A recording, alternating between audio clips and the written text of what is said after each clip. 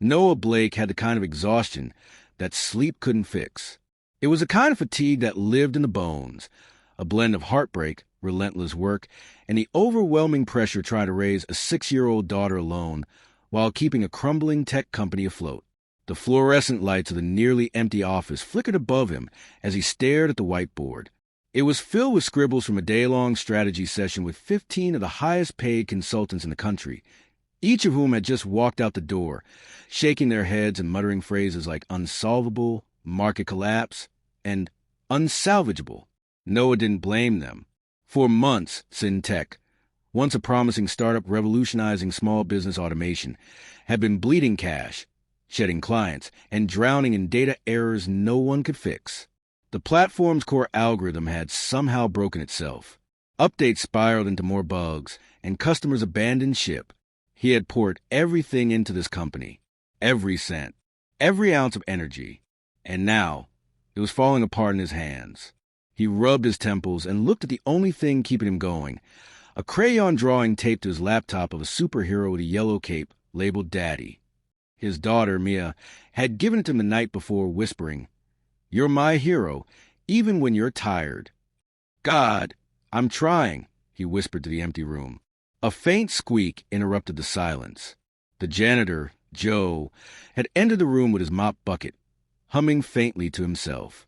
He was an older man, somewhere in his 60s, with kind eyes and a gait that suggested past injuries never quite healed. He had been cleaning the offices for nearly a decade, longer than most of the staff had even been there. Noah offered him a tired smile. "Hey, Joe, you don't have to clean this one yet. I'll be out in a minute." Joe glanced at the cluttered whiteboard and the dozens of diagrams and formulas. "Still trying to fix that mess, huh?" he said, leaning on his mop. Noah sighed. 15 experts came today. Ivy League brains.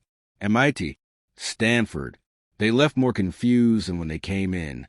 Joe walked slowly over to the whiteboard, squinting. "Mind if I take a look?" Noah blinked. "Sure, but it's complicated." Joe chuckled. Everything looks complicated until it's not. For a long moment. The janitor just stood there, eyes darting across equations and logic flows. Then he reached for a dry erase marker and pointed to a small function nested within a tangled algorithm. "That variable's in the wrong loop.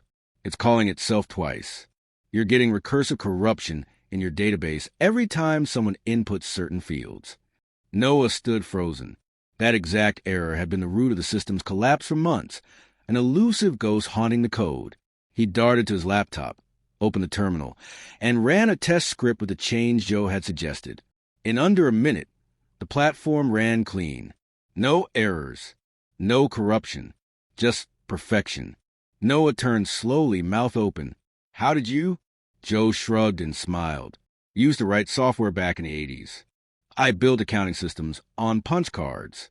People forget the old ways sometimes help fix the new problems." Noah dropped into a chair, stunned. Then, without even realizing, he started to cry. Not out of frustration this time, but relief, gratitude, hope. Joe, a little embarrassed, patted his shoulder. "You all right, son?" Noah nodded, wiping his face. "You just saved my company, my life, really." Joe grinned, already walking toward his mop. "Just thought I'd lend a hand. That's all." The next morning, the office buzzed with disbelief. The once broken system was now working better than it ever had. Clients began returning. Investor interest reignited. And somewhere between rebooting servers and calling back the consulting firms to cancel their invoices, Noah made a decision that would change not just Joe's life, but the entire culture of SynTech. A week later, Noah called a company-wide meeting. The whole staff gathered in the open lounge space, expecting another grim update. Instead, they saw Joe, now dressed in a button-up shirt, looking confused and nervous, standing beside Noah on the small stage.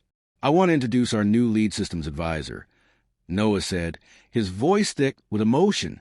"Joe didn't just fix a line of code. He reminded me that brilliance doesn't always wear a suit. It doesn't come with titles or degrees. Sometimes it pushes a mop and works quietly when no one's looking." The room fell into stunned silence. Then applause. Then, a standing ovation. Joe tried to protest. "I'm just a janitor." Noah smiled. "Not anymore." Word spread quickly. The story made its way to social media. Janitor saves tech company with one line of code. It went viral. Syntech's inbox flooded with messages from inspired strangers. Offers poured in from investors, from press, from companies asking Joe to consult. But the most important moment happened later that day. Noah brought Mia to the office. She ran straight into his arms. "Did you fix the company, Daddy?" Noah smiled. "I had help." He turned to Joe, who was showing some younger engineers how to simplify a process with less code. "Come meet the real superhero," Noah said. Mia walked over and handed Joe a drawing she'd made in the break room. It showed two caped figures, one tall with brown hair labeled Daddy, and one older with a beard and kind eyes labeled Mr. Joe. Joe stared at the paper for a long time, his eyes wet. Weeks passed, and the culture of Syntech shifted dramatically. Inspired by Joe's story, Noah launched an internal initiative called Listen to Everyone. It encouraged every employee, from interns to admin staff, to submit ideas, code solutions, and process improvements. And remarkably, innovation exploded. The quietest voices offer the most groundbreaking ideas. One receptionist helped design a UI that users loved. A part-time intern built an accessibility feature that went viral in the disability community. Noah made it a point to know every name, every birthday. He took his daughter to work often, so the team remembered what it looked like to balance life and love and leadership. Under his guidance and Joe's wisdom, Syntech became more than a company. It became a family. And Joe, he never fully stopped being a janitor. "I like sweeping," he'd say. "Helps me think." But he spent most of his days now mentoring young coders, solving bugs no one else could, and reminding everyone that you don't need a degree to have a mind that matters. One day, after a long meeting with new investors, Noah sat on a rooftop with Joe and Mia, watching the sun dip below the skyline. "I was ready to give up that night," Noah said quietly. "You saved more than a company. You saved me." Joe didn't answer right away. He watched the sky for a long moment. "Everyone just wants to be seen, Noah. That night you looked tired, but you still smiled at me. Most people don't even notice the janitor, but you did. And when people feel seen, they shine." The story of Syntech's salvation would be retold for years in business schools and leadership seminars. But the real legacy lived in the culture it created, where humility beat hierarchy, where listening mattered more than lectures, and where heroes sometimes carried mops instead of resumes. Because in the end, it wasn't about the code. It was about kindness, about faith, about taking a moment to believe that wisdom can come from the quietest places.